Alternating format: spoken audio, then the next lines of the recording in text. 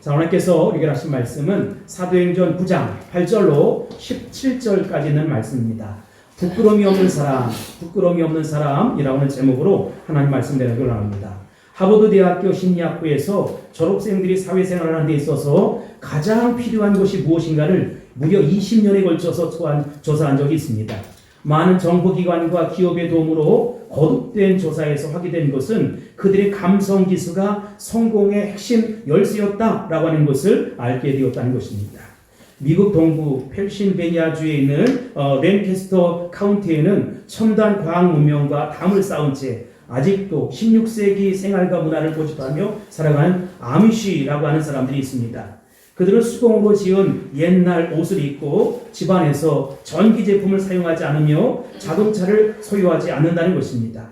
그래서 그들이 사는 마을은 거의 민속 관광지와 방불하다는 것이지요. 그런데 수년 전에 미국의 저명한 크리스찬 대학교 교수와 그의 제자들이 그 마을을 방문했어요. 그런데 방문했다가 평생 잊지 못할 중요한 교훈을 얻고 돌아왔다는 것입니다. 그들은 거기서 마을의 정신적인 지도자라고 할 수 있는 한 늙은 교수를 만나서 전기, 자동차, 전화 같은 문명의 이기에 대한 아미시 사람들의 생각을 듣게 되었어요. 보통 사람들의 생각과는 전혀 달리 우리 아미시 사람들은 전기용품 자체를 거부하는 것은 아닙니다 라고 이야기해요. 예를 들어 외양간을 밝히거나 가로등으로는 전기를 쓴다는 것이지요. 다만 전기를 집으로 끌어들어오고 있지는 않는다는 것입니다. 왜냐하면 전기는 많은 경우에 하나님이 우리에게 원하시는 가정의 삶을 파괴하기 때문이라는 것이지요. 전기는 삶의 리듬을 망칩니다. 전기불이 있으면 자야 할 때 자지 않고 일어나야 할 때 일어나지 못한다는 것이지요. 게다가 라디오, TV, 스테레오 같은 것들이 집안에 돌아가기 시작하면 어떻게 서로 깊은 대화나 사귐이 있을 수 없다는 것입니다. 왜 당신의 자녀들을 무분별하게 TV 앞에, 라디오 앞에 방치합니까? 조금만 있으면 그들은 무엇이 옳고 그른가를 TV나 라디오에서 들은 메시지를 가지고 판단하지 당신의 말을 듣고 판단하지 않는다는 것입니다. 우리가 처음부터 이런 문명의 이기들을 거부하는 건 아닙니다. 우리는 그저 TV와 라디오와 함께 아이들을 키운 가정이 어떻게 되는지를 20년 동안 살펴왔습니다. 그 결과 결코 저런 가정이 되고 싶지 않다라고 해서 단호히 거부하기 시작했습니다. 자동차도 전기와 마찬가지로 그 자체를 반대하지 않습니다. 우리가 절제해서 사용하기만 하면 아주 편리한 기기입니다. 멀리 갈 때는 버스를 타거나 사람을 고용해서 우리를 태워다 주게끔 합니다. 다만 차를 소유하지 않을 뿐입니다. 차는 사람들로 하여금 서로에게 너무나 쉽게 도망가게 해줍니다. 가족이나 공동체가 조금만 마음에 안 들어도 차에 올라 멀리 가버립니다. 힘들더라도 서로를 이해하고 사랑하는 공동체 안에서 사는 게 아니라 나를 모르는 낯선 곳으로 훌쩍 가버린다는 것입니다. 현대 사회가 그래서 이렇게 메말라가는 것 아닐까요? 또한 차는 젊은 사람들이 죄를 짓는데 쉽게 이용되는 도구입니다. 미국의 대부분의 10대들의 첫 성경험을 차 안에서 하고 있다고 하지 않습니까? 전화의 경우도 비슷합니다. 우리 집의 전화는 보시다시피 집 밖에 있는 공중전화 부스에 있습니다.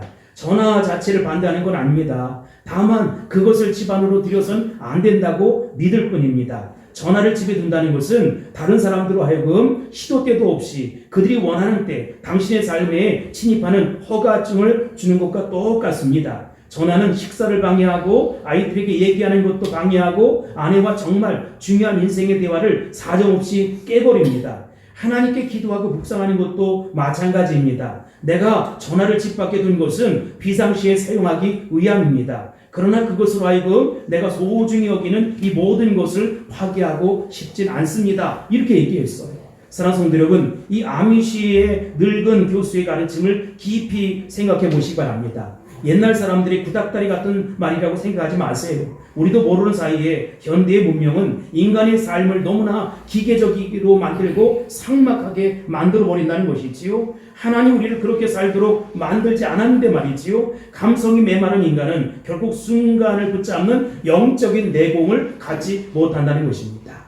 청년 사울은 자기 종교적인 신용과 의욕심을 가지고 예수 믿는 사람들을 잡아오기 위해서 멀리 다메섹까지 가다가 그 예수쟁이들이 믿는 예수님을 만나게 되었습니다. 이건 참으로 기가 막힌 일입니다. 그리고 굉장히 충격적인 사건입니다. 사울은 다메섹 도상에서 하늘로부터 강렬한 빛을 보았어요. 호련히 하늘로부터 그 강한 빛이 그를 둘러 비추었습니다. 그 빛 속에서 사울은 두 가지 음성을 들었어요. 첫 번째 음성이 뭐냐? 사울아, 사울아, 어찌하여 내가 나를 박해하느냐? 라고 하는 음성이었어요. 그래서 주여 누구십니까? 누구십니까? 라고 대답했을 때 두 번째 음성이 들려왔는데 나는 내가 박해하는 예수라 라고 말씀하셨어요. 만약 여러분들이 그 음성을 들었다면 어떻게 하시겠습니까? 사울은 빛과 그 음성 앞에 꼬꾸러지지 않을 수 없었다는 것입니다. 우리가 먼저 살펴볼 내용은 첫 번째 3일간의 고통이라는 것이지요. 사울이 일어났을 때 그는 시신경이 마비된 상태였어요. 시력을 잃은 상태였다는 것입니다. 8절 9절 합독하겠습니다. 시작. 사울이 땅에서 일어나 눈을 떴으나 아무것도 보지 못하고 사람의 손에 끌려 다메섹으로 들어가서 사흘 동안 보지 못하고 먹지도 마시지도 아니하니라. 아멘. 사울은 일어났을 때 시력을 잃어버렸어요. 앞이 보이지 않는 거예요. 그런 사람들이 끌려서 그가 예수 믿는 사람을 체포하러 가던 다메섹으로 갔습니다. 가긴 갔는데 전혀 다른 모습, 전혀 다른 입장으로 다메섹으로 들어가게 되었다는 것이지요. 그리고 유다라고 하는 사람이 작은 집에 머물게 되었어요. 사울과 예수님의 만남은 이렇게 시작된 것이지요. 우리 이때 사울의 심정을 이해해 볼 필요가 있다는 것입니다. 그가 다메섹으로 내려갔을 때 아주 열정이 있었고 패기가 등등하고 의기양양하고 살기가 있었다는 것입니다. 예수 믿는 놈들 다 때려잡아서 예루살렘으로 끌고 가리라. 대제사장에게 넘기리라. 내가 마치 개선 장군과 같이 되어서 돌아오리라 하면서 살기 등등하게 떠났다는 것이지요. 그는 뭐든지 할 수 있을 것이다 이렇게 생각을 했어요. 그에게 그것이 최고이고 최선이고 그런 방법이 하나님께 영광 돌리는 방법이다 라고 생각했다는 것입니다. 그런데 그 도상에서 갑자기 빛을 보게 되었고 꼬꾸러지게 되었다는 것입니다. 이제 그는 다른 사람의 손에 이끌려 다니는 신세가 되었어요. 전혀 앞을 볼 수가 없었다는 것입니다. 인생이 정말로 비참해진 것이지요. 순식간에 너무나 다른 인생이 되어버린 것입니다.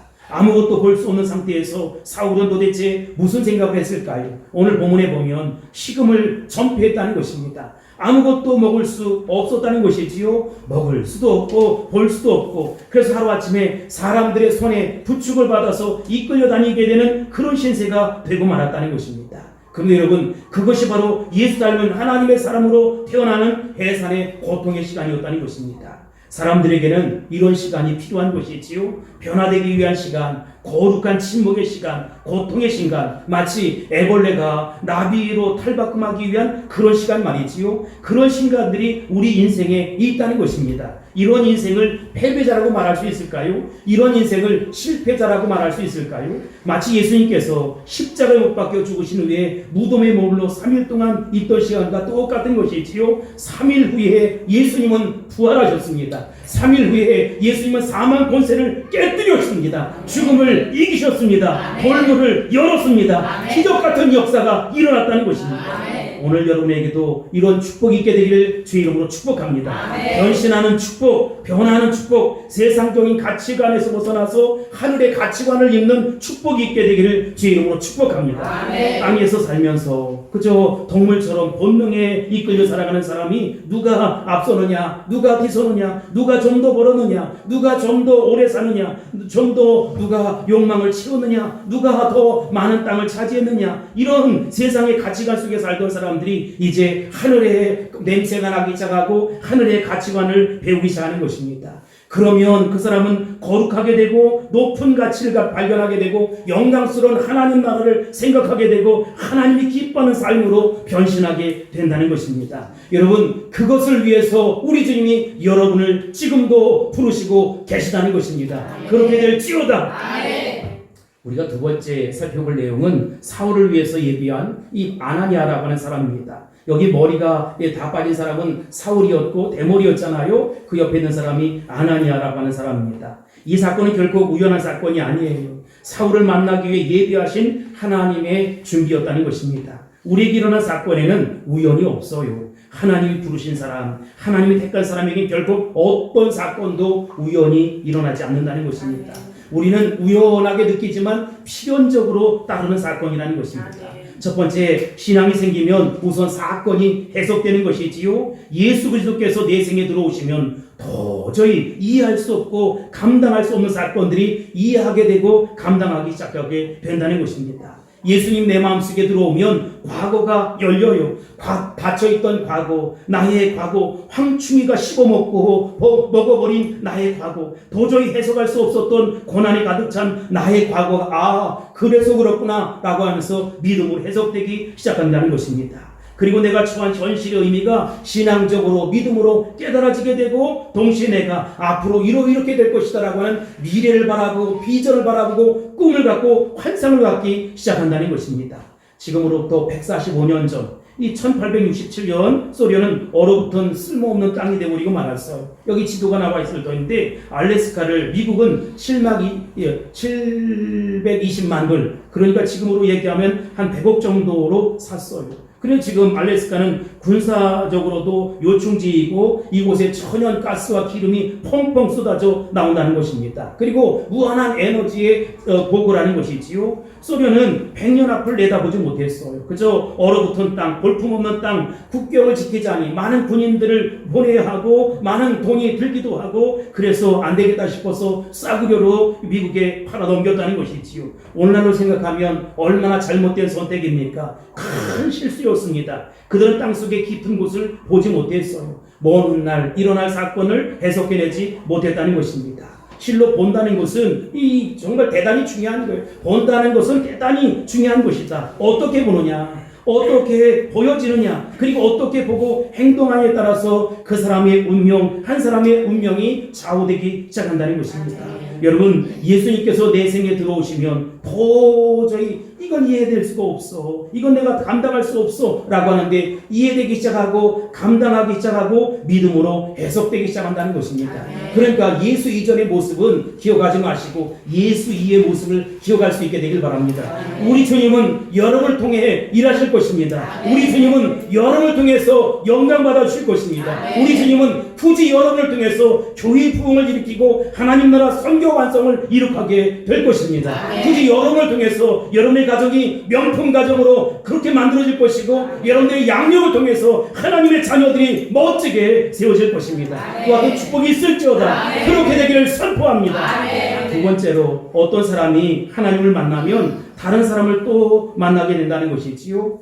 하나님은 사울을 위해 한 사람을 준비해 놓으셨어요. 그는 이제 예수님을 만나 사울을 격려하고 위로하고 치유하고 양육할 사람입니다. 그 사람의 이름이 누구냐? 바로 아나니아라고 하는 사람입니다. 이 아나니아는 참으로 신선한 충격을 주는 그런 사람이에요. 그 사람에 대해 성경의 기록은 별로 없어요. 그 사람이 출연하게 된 배경도 이 장면 외에는 별로 나타나 있지 않다는 것입니다. 그러나 많은 정보는 없지만 우리는 이 아나니아라는 사람을 보면서 굉장히 놀라고 신선한 충격을 받게 된다는 것입니다. 10절입니다. 시작. 그때에 다윗에게 아나니아라는 제자가 있더니 주께서 환상 중에 불러 이르시되 아나니아야 하시거늘 대답하되 주여 내가 여기 있나이다 하니 아멘. 그는 유명한 12사도 가운데 한 사람이 아니었어요. 그는 예루살렘의 초대 교회에 알려진 성도나 집사님도 아니었다는 것입니다. 당시 예루살렘이 큰 도시라고 한다면 이 다메섹은 멀리 떨어져 있는 시골의 한 지방 도시 아닙니까? 그는 그곳에 살고 있는 한 무명의 성도였고 예수님을 사랑하는 그런 제자에 지나지 않았다. 그러나 그 생애는 어쩌면 사울을 만나기 위한 준비일지도 모르겠다는 것입니다. 이 사람은 사울에게 결정적으로 중요한 선한 영향력을 미쳤어요. 우리 삶의 현장에서도 잠깐 만나지만 큰 영향을 미치고 지나가는 사람들이 있습니다. 반대로 오랫동안 만났지만 전혀 영향력이 없고 영양가가 없는 사람이 있을 수 있어요. 그냥 세월만 낭비하고 시간만 낭비하는 만남이었지요. 어떤 사람은 예수 믿은 지 얼마 되지 않았지만 신앙으로 쑥쑥 성장하고 크게 성숙한 사람들이 있어요. 반대로 어떤 사람은 수십 년 교회를 들락날락해도 그저 허당인 거예요. 그냥 수동인 거예요. 전혀 변화되지 않는 사람이라는 것입니다. 사울은 사도행전 22장에서 자기가 예수님을 어떻게 만나게 되었는지를 간증했어요. 그 간증 속에서 이 아나니아에 대해서 언급하는데 뭐라고 언급합니까? 22장 12절입니다. 시작. 율법에 따라 경건한 사람으로 거기 사는 모든 유대인들에게 칭찬을 듣는 아나니아라 하느니가. 아멘. 우리 이 구절을 통해서 아나니아라는 사람에 대해서 좀 더 자세하게 디테일하게 이해할 필요가 있어요. 그는 다메섹에 살고 있었다. 율법으로 보면 완전하고 경건한 사람이었다고 바울 사도는 소개합니다. 이 사람은 예수님 믿을 뿐만 아니라 아주 경건해서 율법대로 하나님을 사랑하고 사모하며 살았던 사람이었던 것 같아요. 여러분, 율법으로 경건하고 완전한 사람이 과연 몇 명이나 되겠습니까? 그러나 이 사람은 일상적인 삶에서 하나님 중심, 말씀 중심, 교회 중심의 삶을 살았던 하나님의 사람이었다는 것입니다. 사울은 아나니아에 대해 한마디 더 해요. 이 사람은 그곳의 모든 유대인들에게 칭찬을 받던 사람이었다는 것입니다. 이런 사실을 볼 때 그는 헬라 문화권에 살던 사람들이기보다는 유대 공동체 안에서 인정받은 시부린이었음을 짐작할 수 있어요. 시부리 유대인들 중에서도 그는 굉장히 중요했고 또 칭찬받고 인정받는 사람이었다. 여러분 모두가 다 칭찬받고 인정받는 하나님의 사람이 될 수 있길 바랍니다. 아멘. 사람은 어디에서 사느냐가 중요하지 않아요. 그 사람이 어떤 직분을 갖고 있느냐, 어떤 위치에 서 있느냐가 중요하지 않아요. 사실 그가 누구냐 하는 것이 중요하지요. 대부분의 사람들은 미국에 사느냐, 독일에 사느냐, 서울에 사느냐, 이게 중요한 것이지요. 서울에 살아도 강남에 사느냐, 강북에 사느냐, 이것을 따지지요. 또 아파트 평수가, 빌라 평수가 몇 평이냐라고 자기 존재를 확인하려고 한다는 것입니다. 그가 타는 차가 뭐냐, 어떤 옷을 입었느냐, 다른 사람들과 막 비교한다는 것이지요. 그래서 자기 만족을 느끼는 것입니다. 또한 어떤 사람들은 어떤 종류의 직업을 갖고 있느냐, 그 직업 안에서도 그 신분이 어떠냐, 위치가 어떠냐, 사장님이냐, 전무님이냐, 이사님이냐, 교수님이냐, 연구원이냐, 아니면 노동자냐, 실업자냐, 뭐 나름대로 그것으로 평가하려고 한다는 것이지요. 여러분, 우리는 이처럼 늘 환경의 형편의 조건에 속아 넘어간다는 것입니다. 그런 것이 아닙니다. 내가 어디에 사느냐가 중요하지 않고 어떤 위치에 있느냐가 중요하지 않다는 것입니다. 문제는 내가 누구냐라고 하는 것입니다. 하나님 아버지 앞에서 나는 어떤 존재냐라고 하는 것입니다. 나의 내면 세계 속에 정말로 하나님이 계시느냐, 나란 존재는 하나님 아버지 앞에 어떻게 기억되느냐라고 하는 것입니다. 여러분 모두가 다 예수 닮은 하나님의 사람 될 수 있길 바랍니다. 내 안에 보배로운 예수가 있게 되길 바랍니다. 성령의 이끌림을 따라 살아갈 수 있게 되길 바랍니다. 성령의 구체적인 나타남 있는 삶이 될 수 있기를 예수님에도 축복합니다. 아나니아를 보면 그는 특별히 주님과 깊은 대화를 하면서 환상을 보는 사람이었다는 것입니다. 대부분의 사람들은 기도하는데 하나님과 뭔가 말씀드리는 것을 끝나는 것이지요. 자기 생각을 일목요연하게 요약해서 전달하고 마는 거예요. 감사를 드리는 경우에도 그저 잔뜩 감사의 말만 하나님께 드리고 마는 것이지요. 하나님 감사합니다, 할렐루야 하고 하는 것이 전부입니다. 그렇게 말하고 난 다음에는 하나님이 내게 말씀할 기회를 전혀 드리지 않아요. 그것을 끝나는 것이지요. 이러한 우리의 기도는 반쪽 기도에 불과하다는 것입니다. 그렇다면 진정한 기도는 어떻게 완성되는 것일까요? 하나님 내게 말씀하시는 것으로 완성되는 것이지요. 정말 참된 기도는 주여 말씀하옵소서, 주의 종이 듣겠나이다. 그분의 음성에 귀를 기울일지 알아야 한다는 것입니다. 우리 교회가 하나님 말씀을 듣겠습니다. 우리 재직들이 하나님 말씀을 듣겠습니다. 우리 가정이 하나님 말씀을 듣겠습니다. 말씀하옵소서, 내가 말씀을 듣겠습니다. 우리는 기도하면서 하나님의 음성을 기다려야 한다는 것입니다.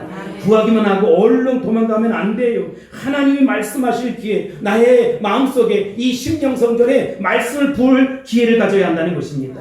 기도할 때 우리에게는 침묵하는 시간이 필요해요.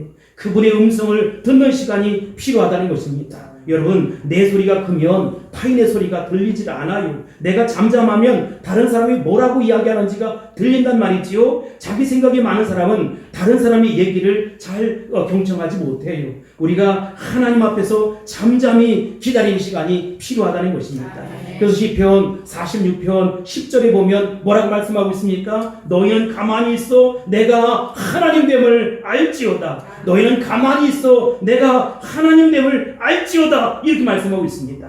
우리는 하나님께서 하나님 되심을 알아야 한다는 것이지요. 내 삶 속에 오셔서 역사하시고 운행하시는 모습을 아셔야 한다는 것입니다. 참된 믿음은 하나님이 어떻게 행하시라는 것을 보는 것이지요. 내 뜻대로 안 되고 내 방법대로 안 되고 내 생각대로 안 됩니다. 안 될지라도 하나님께서 가장 멋지게 하나님 영광의 방향, 말씀의 방향, 은혜의 방향, 축복의 방향으로 나를 이끌어 갈 것입니다. 그러니까 잔소리하지 말고 아멘입니다. 두말하지 아니하고 아멘입니다. 눈물을 삼키면서 아멘입니다. 가슴앓이 할지라도 아멘입니다. 하나님 뜻대로 내가 살기를 원합니다. 참 믿음은 하나님께서 어떻게 움직이시고 어떻게 말씀하시고 어떻게 운행하시고 어떻게 기적을 베푸시는가를 우리가 똑똑히 목격하는 것입니다. 저는 그런 일들이 우리 안에 넉넉히 일어나길 바랍니다. 충분히 일어날 수 있게 되길 바랍니다. 얼마나 놀라운 일이겠어요. 하나님이 하신다면 엄청난 일들이 내 삶 속에 이루어지지 않겠습니까? 아나니아는 주님의 음성을 직접 들었는데 보통 들은 것이 아니라 환상을 보면서 들었다라고 성경은 말씀하고 있습니다. 많은 그리스도인들이 간증을 해요. 내가 하나님 음성을 들었다는 것입니다. 하나님의 환상을 보았다는 것입니다. 그런데 여러분, 봤는데 잘 모르겠다는 거예요. 근데 성경에서 말하는 것은 아주 뚜렷한 한 가지 사실이 있어요. 음성을 들었던, 환상을 보았던 분명하다는 것입니다. 구약 성경에도 신약 성경에도 하나님께서 말씀하실 때는 희미하지 않아요. 흐리멍텅하지 않아요. 환상은 분명히 존재하는 것이지요. 음성은 분명히 존재하는 것입니다. 하나님 말씀은 막연하지 않습니다. 분명한 것입니다. 아나니아는 분명히 주님과 대화를 나누면서 영적인 교제를 할 때 주의 음성을 확실하게 들었고 환상을 보았다는 것입니다. 그런 역사가 저와 여러분의 삶에도 나타날지어다. 아멘. 세 번째로 살펴볼 내용이 순종했던 아나니아의 모습입니다. 아나니아에게서 우리가 찾을 수 있는 또 한 가지 모습은 그가 명령 앞에 순종하는 거예요. 그 중에는 명령의 내용을 따라 순종하는 사람이 있어요. 이야기를 들으면 그 얘기를 한번 살펴보겠다는 것, 내가 순종할 수 있는지 없는지를 따져보겠다는 것이지요. 여러분, 그 순종이 아니에요. 순종보다 더 중요한 것은 순종하는 태도입니다. 어떤 명령을 내리든지 나는 순종하겠습니다. 이런 결단이 우리 가운데 필요하다는 것입니다. 하나님을 사랑하는 사람에게는 당신이 말씀하시면 무슨 일이 있어도 순종하겠습니다 라고 하는 이런 열린 자세, 영적인 태도가 필요하지요. 환상 속에 주님이 나타나셨을 때 우리는 그 말씀을 들을 수 있어야 되고 들릴 수 있어야 된다는 것입니다. 오늘 주님이 여러분에게 나타나실 때 그렇게 반응할 수 있게 되길 바랍니다. 주여, 내가 여기 있습니다. 말씀하옵소서. 무슨 말씀이라도 저는 순종할 만반의 준비가 되어 있습니다. 아담과 하와에게 하나님이 나타나셨잖아요. 아담아, 아담아, 여기 나타날 터인데 내가 어디 있느냐? 그때 아담이 뭐라고 얘기합니까? 주여, 내가 여기 있나이다. 이렇게 얘기했습니까? 아니에요. 주여, 내가 벌거벗어서 숨었나이다. 죄가 있는 사람은 순종할 마음이 없는 거예요. 언제나 이것도 따지고 저것도 따지고 생각해 보겠다는 거예요. 나중에 나에게 잘해줄 것 같으면 나도 잘하고 그렇지 않으면 나도 잘 못하겠다는 것입니다. 여러분, 주님이 여러분 부실 때 숨지 마세요. 일단 순종하는 태도를 가질 수 있게 되길 바랍니다. 적극적인 태도를 가질 수 있게 되길 바랍니다. 하다 못하더라도 일단 순종하세요. 할 수 있는 힘을 허락해 주실 것입니다. 그때 하나님의 축복이 여러분에게 임하게 될 것입니다. 아멘이신가요? 예수님께서 아나니아에게 부탁한 명령의 내용이 무엇이냐? 11절 보세요. 시작. 주께서 이르시되 일어나 집가라 하는 거리로 가서 유대의 집에서 다섯 사람 사울이라는 사람을 찾으라. 그가 기도하는 중이니라. 아멘. 환상 중에 나타난 주님의 명령은 막연하지 않았다. 아주 구체적이었다. 디테일했다. 분명했다. 우선 거리 이름이 나와요. 뭐라고 했지요? 집가라고 하는 거리였어요. 그리고 어떤 사람의 집입니까? 유다라는 사람의 집이에요. 그리고 만나야 할 사람이 어떤 사람이래요? 다섯 사람 사울이라는 것입니다. 얼마나 구체적입니까? 하나님 오늘도 우리에게 구체적으로 인도하신다는 것입니다. 구체적으로 인도할 때까지 기다려야 돼요. 내가 이렇게 계획 세우면 하나님이 원치 않고 기뻐하시지 않으세요. 13절 14절입니다. 시작. 아나니아가 대답하되 주여, 이 사람에 대하여 내가 여러 사람에게 듣사온즉 그가 예루살렘에서 주의 성도에게 적지 않은 해를 끼쳤다 하더니 여기서도 주의 이름을 부르는 모든 사람을 결박할 권한을 대제사장들에게 받았나이다 하거늘. 아멘. 아니, 다섯 사람 사울 말입니까? 그 사람에 대해서는 제가 너무나 잘 압니다. 이 소문을 많이 들었습니다. 예수쟁이들을 다 잡아다가 이제 가두는 사람, 교회를 핍박하는 사람, 그 지금 대제장의 문서를 가지고 온 사람입니다. 아니 그런데 어찌 사울 같은 사람에게 하나님께서 관심을 갖는단 말입니까? 이런 얘기예요. 우리는 아나니아의 이 반응을 이해할 수가 있습니다. 순종하지 않겠다는 것이 아니라 원더풀, 놀란 거예요.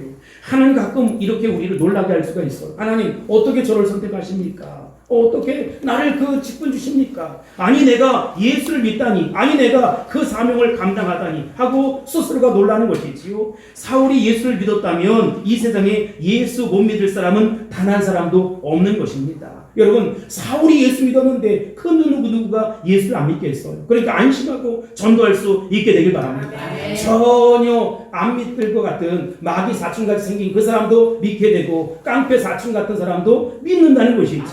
예수를 직접 만나지 못해서 그렇지 예수를 몰라서 그런 거예요. 정말 예수를 알았다면 어찌 예수님을 안 믿겠어요. 다만 우리가 예수님을 전하는 방법에 문제가 있고 예수님을 보여줘야 할 삶에서 예수님을 보여주는 모습이 없는데 문제가 있는 것입니다. 이 세상에 예수님 보고 안 믿을 사람이 어디 있겠어요?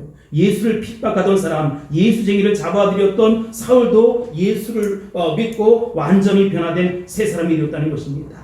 성경에 보면 가끔 그런 일이 있잖아요. 베드로에게도 이런 일이 있었습니다. 갑자기 기도하는 가운데 환상이 보여요. 하늘에서 보자기가 내려오는 것입니다.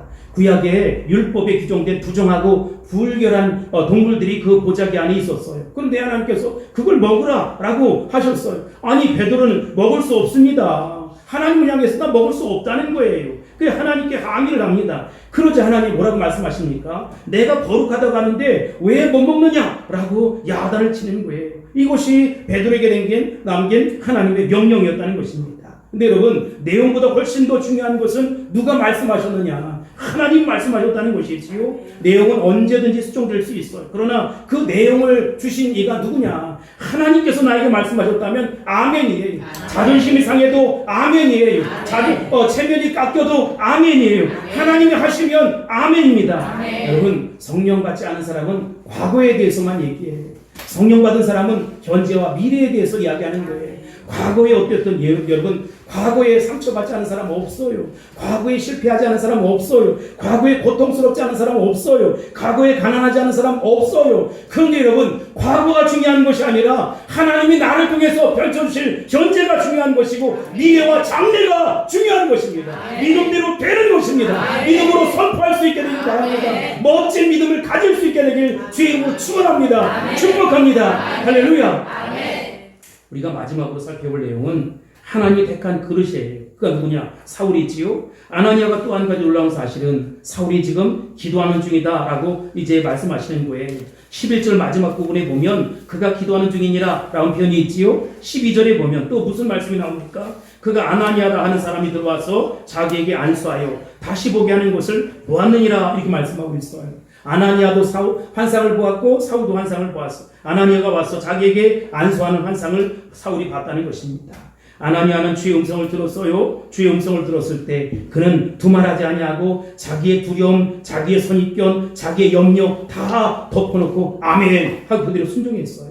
저는 여러분에게 이런 순종이 있게 되기를 바랍니다. 여러분 하늘의 놀라운 비밀을 보게 될 것입니다. 내가 예수 믿고 거듭나 하나님의 자녀가 되었어요. 주님 많은 축복의 말씀하셨지만 내 삶 속에 아직도 이루어지지 않았어요. 여러분 아직도 이루어지지 않았네 이렇게 하지 마시고 앞으로 이루어질 축복을 기대할 수 있게 되길 바랍니다. 아니 하나님께서 나를 통해 우리 가정을 통해 우리 자녀를 통해서 역사하실 것 아닙니까? 입이 방정이어서 안 된다고 얘기하는 거예요. 못 받았다고 이야기하는 거예요. 앞으로 주실 거예요. 앞으로 역사하실 거예요. 앞으로 응답하실 거예요. 그 하나님을 의뢰할 수 있게 되길 바랍니다. 온전히 신뢰할 수 있게 되기를 주의 이름으로 축복합니다. 그렇게 이걸 선포합니다.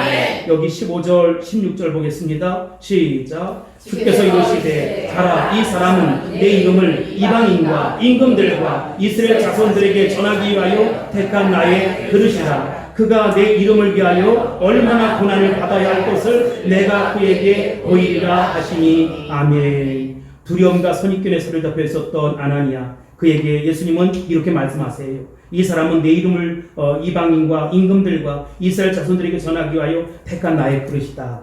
두 번째, 주님은 그가 내 이름을 위하여 얼마나 고난받아야 할 것을 내가 그에게 보이리라 라고 말씀하셨어요. 여러분 어떻습니까? 사울이라는 사람은 하나님의 택한 그릇입니다. 누구를 위해서? 이방인들을 위해서. 이처럼 주님은 여러분들을 지금도 부르고 계시다는 것입니다. 주님은 사울 한 사람을 불러 유럽을, 이방인 전체를, 전 세계에 복음화를 위해서 택한 그릇으로 삼으셨어. 여러분 중에 한 사람이 중요한 것입니다. 내가 정말로 애쓰고 힘써 가정을 아름답게 지었어요. 마귀는 야, 너 지금 뭐 하는 거냐? 너 정신 나간 것 아니냐? 그 남편을 위해서, 그 아내를 위해서, 그 자녀들을 위해서 네가 희생하는 것 정말로 개고생하는 것이다. 아니에요, 여러분. 거룩한 고생을 하는 것입니다. 하나님 영광을 세워가는 것입니다. 여러분의 그 믿음 때문에 가정이 변화된 것입니다. 여러분의 그 헌신 때문에 교회가 부흥하는 것입니다. 여러분의 그 충성 때문에 하나님 나라 선교 완성이 이루어져가는 것입니다. 그 한 사람이 중요한 것입니다. 마귀의 속삭임에 귀 기울이지 마세요. 예수 이름으로 물러갈지어다. 예수 이름으로 떠나갈지어다. 떠나질지어다. 17절을 보세요. 시작. 아나니아가 떠나 그 집에 들어가니 그에게 안수하여 이르되 형제 사울아, 주 곧 내가 오는 길에서 나타나셨던 예수께서 나를 보내니 너로 다시 보게 하시고 성령으로 충만하게 하신다 하니 아멘. 16절과 17절 사이에 어간이 없어요. 휴식 시간이 없다 말이지요. 그 말을 듣는 순간 벌떡 일어나서 아나니아의 발걸음은 이제 사울의 집을 향하고 있었습니다. 거기에 가서 형제 사울아 이렇게 부르는 거예요. 저는 이 말이 얼마나 좋은지 알 수 없어요. 사실은요, 아나니아에게 사울은 원수예요, 원수. 예수 믿는 사람들을 붙잡아다 가두는 원수예요. 예수 믿는 사람들을 죽이는 원수예요. 원수 사울아 이렇게 불러야 되는데 형제 사울아 이렇게 부르는 것입니다. 여러분 어떤 사람이라도 변할 수 있다는 사실을 믿으시기 바랍니다. 아멘. 옆 사람 얼굴을 보세요. 안 변하게 생겼어요, 목사님? 아니에요, 여러분. 하나님이 변화시켜 주실 거예요. 아멘. 인정하십니까? 아멘. 왜 아멘 소리가 작아요? 여기 17절에 보면 아나니아는 거기에서 안수했다는 거예요. 하나님께서 이런 안수를 여러분들에게 할 수 있게 되길 바랍니다. 안수하는 행위를 통해서 사울이 눈을 떴어요. 성령의 세례를 받았어요. 성령 충만함을 받게 되었다는 것입니다. 성령의 세례가 임할지어다. 기적의 역사가 나타날지어다. 성령 충만함을 받을지어다. 마지막으로 애국 시인 윤동주의 시 한 편을 소개하고자 합니다. 다시 한번 이 시가 주는 의미를 깊이 의미했으면 좋겠어요. 죽는 날까지 하늘을 우러러 한 점 부끄러움이 없기를 잎새이는 바람에도 나는 괴로워했다. 별을 노래하는 마음으로 모든 죽어가는 것을 사랑해야지. 그리고 나한테 주어진 길을 걸어가야겠다. 오늘 밤에도 별이 바람에 스치우이다. 죽는 날까지 한 점 부끄러움이 없기를, 그렇게 하늘을 우러러 한 점 부끄러움 없기를 살아가기를 원하는 그 믿음의 조상들의 이야기 아닙니까? 사랑하는 성도 여러분, 이제는 우리가 하나님 아버지 앞에서 주님 앞에 가는 그날까지, 죽는 날까지 하늘을 우러러 한 점 부끄러움이 없는 삶을 살아갈 수 있게 되길 바랍니다. 잘한 것은 하늘의 상급으로 쌓여질 것이고, 내가 기도하고 애쓴 것은 자자손손 대다가 받아 누릴 거예요. 영향력을 받게 될 거예요. 선한 영향력을 누리며 살아가게 될 거예요. 그것이 면족하지 않습니까? 하늘의 상급, 우리 자손들에게 놀라운 축복, 그것을 기대하며 오늘도 믿음 안에 승리하는 저와 여러분이 다 될 수 있기를 예수님의 이름으로 축원합니다. 축복합니다. 그렇게 살기를 선포합니다. 할렐루야. 기도하겠습니다. 고마우신 아버지 하나님, 감사합니다. 영광받아 주옵소서. 피 묻은 복음이 우리 모두를 변화시켜 주시고 새롭게 만들어 주옵소서. 그래서 하늘을 우러러 한 점 부끄러움이 없는 그런 삶을 살 수 있도록 도와주시기를 소원합니다. 오 주님, 우리 사랑하는 성도들을 축복하옵소서. 오 주님, 우리가 더 복음적인 삶을 살 수 있도록, 살아낼 수 있도록 역사해 주옵소서. 예수님의 이름으로 간절히 기도합나이다. 아멘.